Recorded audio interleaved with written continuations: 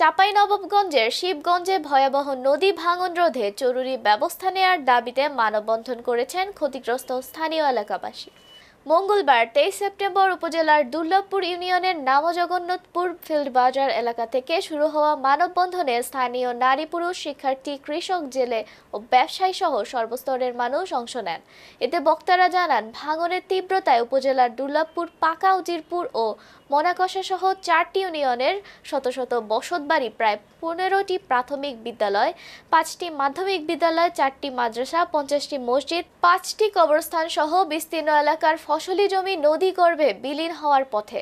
তাই সরকারকে দ্রুত ভাঙন রোধে ব্যবস্থা নেওয়ার দাবি জানানো হয়। এতে বক্তব্য রাখেন Durlabhpur UP chairman Golam Azam, BNP নেতা Mosharraf Hossain, M Mujibur Rahman, Abdur Razzak, Mahbub Alam, Ajmal Hossain master, Jalal master, Aftabuddin master, Iqbal Hossain Fatik, Mohammad Harun Ali সহ স্থানীয় বিভিন্ন পর্যায়ে নেতৃবৃন্দ। পরে উপজেলা নির্বাহী কর্মকর্তা আজাহার আলীকে স্মারকলিপি দেয়া হয়।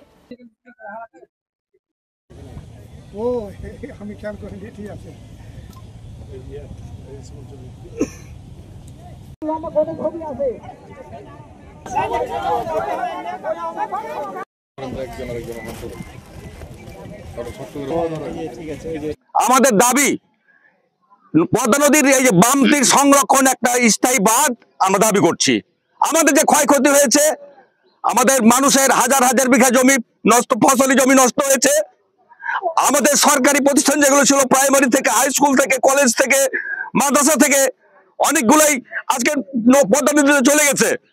আমরা এমন এক জায়গাতে আসছি যে আমরা আমাদের পিছনে সরার কোন জায়গা নাই, আমাদের নদীতে আমাদেরকে ভেসে চলে যেতে হবে। 10-20 বছর থেকে আমরা এটা খুব আলোচনা করি, খুব আন্দোলন করে, কত অফিসার আছে দেখে এই ভাঙা এলাকা আমরা এখন পর্যন্ত আমরা কোন সিদ্ধান্ত পাইনি।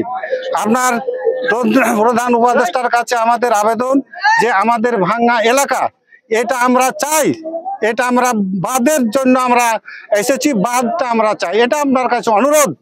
বাঁধটা আমরা দিন, আমাদের হাজার হাজার বিঘা সম্পদ, একাধ সম্পদে বিঘাতে 20 মণ 30 মণ 40 মণ ধান হয়। একাধন আমাদের মেয়ে ছেলেপিলা কত অনাহারণ বাস করছে এই নদীর বিলনে, এই নদীর ভাঙনে কত লোক কত কষ্ট করছে। দেখেন, আমরা চোখ ঘুরিয়ে দেখেন কত কত বাড়ি ঘর কত পড়ে আছে, বিলাপ হয়ে আছে। এই জন্য আপনাদের কাছে প্রধান উপদেষ্টার কাছে আবেদন করছি, আমাদের নদী ভাঙনটা যেন বন্ধ করার জন্য চেষ্টা করবেন। আর